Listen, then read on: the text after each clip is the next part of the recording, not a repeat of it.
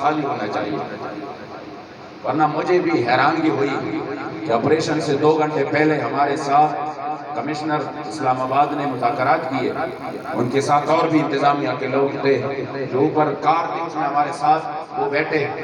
صبح 9 بجے تک ہمارا ٹائم فکس ہوا کہ صبح 9 بجے ہم امیر المجاہدین سے باتیں لے کر ہم آپ کے ساتھ آ جائیں گے, مذاکرات شروع ہو جائیں گے. انہوں نے کہا ٹھیک ہے. جو ہی وہ گئے 2 گھنٹے بعد آپریشن شروع ہوا, وعدہ خلافی ہوئی. میں بھی حیران تھا. پھر مجھے بتایا گیا کہ یہ وزیر اعظم نے اعلان نے بذات خود یہ ہدایات بھیجے تھے کہ صبح تک مجھے کسی بھی صورت میں زبان خالی ہونا چاہیے. تو پھر انہوں نے ان کے پاس جتنا بھی سامان تھا وہ سب لے کے آیا, اور انہوں نے وہ ظلم کیے جو کہ شاید زندگی میں بند اتنے زیادہ تعداد میں شکل کبھی کسی بھی مظاہرین پر نہیں برسائے گئے. اس نے حد مظاہرین نے حد لوگوں پر, مگر کرم تھا رب لا یزال اور میرے مصطفی کریم کا خصوصی نگاہ ناز تھا کہ جب آپ لوگ ڈٹے رہے تو صبح کو انہوں نے کہا ٹھیک ہے ہم مذاکرات کرتے ہیں, اور 3 مہینے کا ٹائم لے لیا کہ ہم یہ بات پارلیمنٹ میں لے کے جائیں گے. جب وہ ٹائم گزر رہا تھا, 6 نمبر ہمارے امیر محترم نے ان کو وہ وعدہ یاد دلایا کہ ہمیں وہ وعدہ یاد ہے. تب ان کو فکر لاحق ہوئی کہ یہ تو ان کو وعدہ یاد ہے, ہم کو بول چکے ہیں. انہوں نے پھر سے مذاکرات کا آغاز کر دیا. لیکن خدا کی قسم یہ مسئلہ اتنا چھوٹا نہیں تھا. یہ مسئلہ فوت و کائنات کا سب سے حساس ترین مسئلہ تھا, جس کی وجہ سے حضور امیر المجاہدین وہ صدمہ برداشت نہ کر کے دنیا سے رحلت فرما گئے. آپ کے صاحبزادہ صاحب فرماتے ہیں کہ آپ روتے تھے رات کو. جب میں دیکھتا تھا آپ کے آنسو جاری ہوتے اور آپ روتے تھے, اور رونا صرف اسی بات کا تھا کہ ہائے کاش ہم کس منہ سے حضور کے سامنے جائیں گے. آپ فرماتے جب آپ کا یہ بخار زیادہ ہوا, کبھی اترتا کبھی دوبارہ آ جاتا, تو کہتے ہیں کہ میں نے کہا کہ بابا جی ایسے کرتے ہیں نا کہ میں طریقے سے چپکے سے انتظام کرا کے مدینہ شریف کا ٹکٹ لے کے حضور کے سامنے آپ اپنے حال دل سنائیں, ادھر چلتے ہیں. کہہ رہے کہ بابا جی نے مجھے کہا کہ میں کس منہ سے حضور کے سامنے جاؤں گا. اتنی بڑی گستاخی ہو گئی ہے اور ابھی تک کسی نے جواب نہیں دیا, تو ہم کس منہ سے حضور کے سامنے جائیں. اور پھر اسی صدمے کو برداشت نہ کر کے, ورنہ بابا جی جیسا صحت مند اسی صدمے سے آپ اس دنیا سے رحلت فرما چکے ہیں.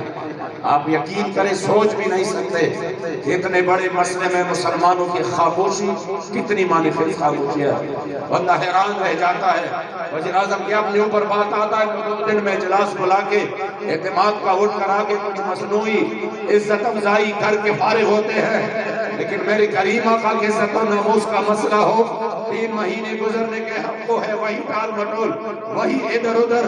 اس لیے ہم نے کھل کر بتانا ہے کہ ہم بھوکے رہ سکتے ہیں, ہم بغیر روڈ کے رہ سکتے ہیں, ہم بغیر بجلی کے رہ سکتے ہیں. ہمارا گزارا ان سب کے بغیر ہو سکتا ہے. پیٹرول مہنگا ہو گزارا ہو سکتا ہے, ڈیزل مہنگا گزارا ہو سکتا ہے, مکینی حکومت خزرہ کے بغیر کسی کا گزارا ہے. لبیک یا رسول اللہ لبیک, لبیک لبیک یا رسول اللہ لبیک, لبیک لبیک یا رسول اللہ لبیک, لبیک لبیک یا رسول اللہ لبیک, لبیک لبیک یا رسول اللہ لبیک, لبیک لبیک یا رسول اللہ لبیک, لبیک لبیک یا رسول اللہ لبیک, لبیک لبیک یا رسول اللہ لبیک, لبیک لبیک یا رسول اللہ لبیک, لبیک لبیک یا رسول اللہ لبیک,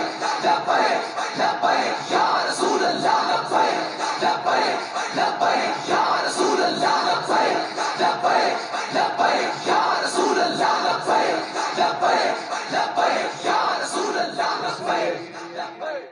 اس لیے کہ اتر کے بغیر تو کسی کا گزارا نہیں. میرے امام فرما گئے وہ جہنم میں گیا جو تجھ سے مستغنی ہوا, ہے خلیل اللہ کو حاجت رسول اللہ کی, اور لا برب العرش جس کو جو ملا ان سے ملا, بڑھتی ہے کونین میں نعمت رسول اللہ.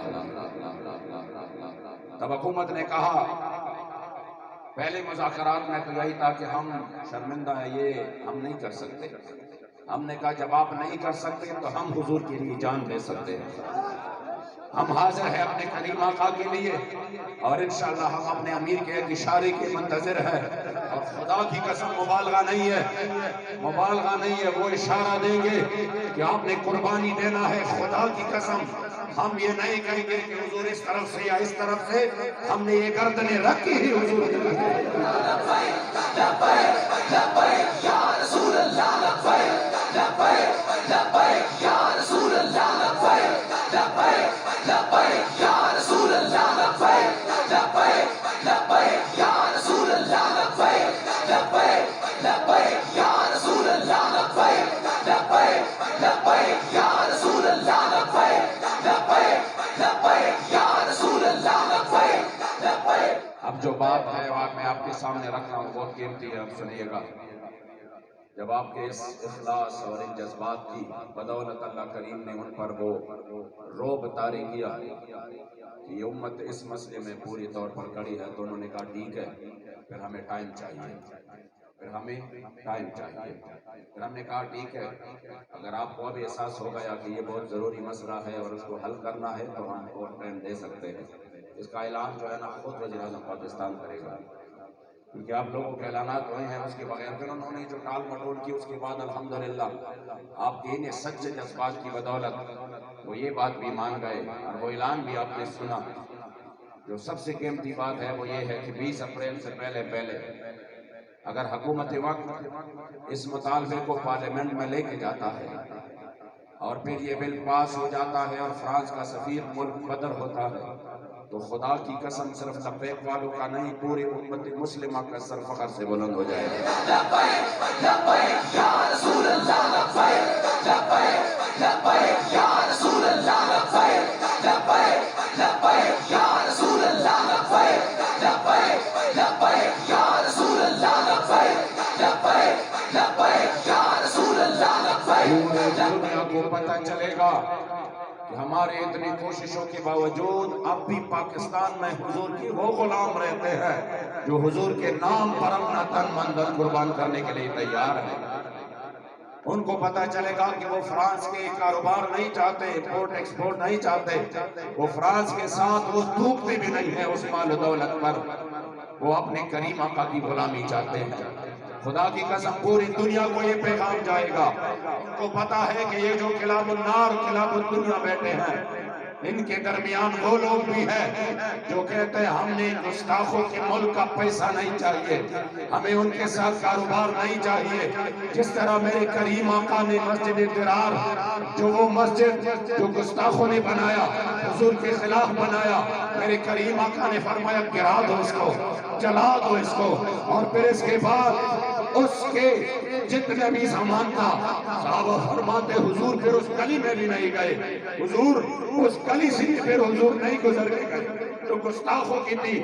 اور ایک صحابی حضرت سیدنا ابو لبابہ نے صرف ایک ستون لے کے آیا تھا اور اس کو انہوں نے گھر میں استعمال کیا تھا، تو اس مسجد کی اس ایک ستون کی وجہ سے مفسرین کرام فرماتے ہیں کہ پھر اس کے گھر میں کوئی اولاد پیدا نہیں ہوا، اس کے گھر میں پھر کبوتر کبھی نہیں آئے، اس کے گھر میں مرغیوں نے انڈے کبھی نہیں دیے۔ تب ان کو پتا چلا کہ میں نے گھر میں وہ جو ستون رکھا ہے اور یہ اسی مسجد کا تھا، آپ نے اس کو باہر کر دیا، پھر سے وہ برکت لوٹ آیا۔ تو ہمیں نہیں چاہیے گستاخوں کے ملک کی پیسے، جس سے بھی برکتی ہو، جس سے مائی بانج ہو جائے، جس سے ہمارے ملک کے وسائل میں بے برکتی آ جائے، ہمیں نہیں چاہیے۔ ہمیں حضور کی غلامی چاہیے، ہمیں گستاخوں کے ساتھ دشمنی چاہیے، جس سے اس ملک کے پاکستان میں دوبارہ سے برکت لوٹ آئے، ملک خوشحال ہو جائے۔ اس لیے اگر پاس ہوا تو بہت بڑی بات ہے، تحریک کو عظیم کامیابی ہے۔ اگر اس پارلیمنٹ والوں نے اس بل کی مخالفت کی تو پھر آپ کو پتہ ہے پھر آپ نے کیا کرنا ہے۔ آپ نے پھر ایک ایک ایم کو، ان کے چاہنے والے کو، ان کو ووٹ دینے والے کو، ان کے جھنڈے لگانے والے کو ان کو سپورٹ کرنے والے کو یہ کہنا ہے کہ آپ نے ان لوگوں کو چنا ہے جو حضور کے نام پر بھی غیرت نہ کر سکے، جو میرے مصطفی کریم کے غلاموں میں اتنا بھی نہ کر سکے کہ ووٹ اس کے حق میں ڈالتے۔ آپ نے ابھی فیصلہ کرنا ہے کہ آپ نے فرانس کے یاروں کے ساتھ ہونا ہے یا محمد عربی کے غلاموں کے ساتھ ہونا ہے۔ لبیک یا رسول اللہ، لبیک لبیک لبیک یا رسول اللہ، لبیک لبیک لبیک یا رسول اللہ، لبیک لبیک لبیک یا رسول اللہ، لبیک لبیک لبیک یا رسول اللہ، لبیک۔ اگر اس کے بعد بھی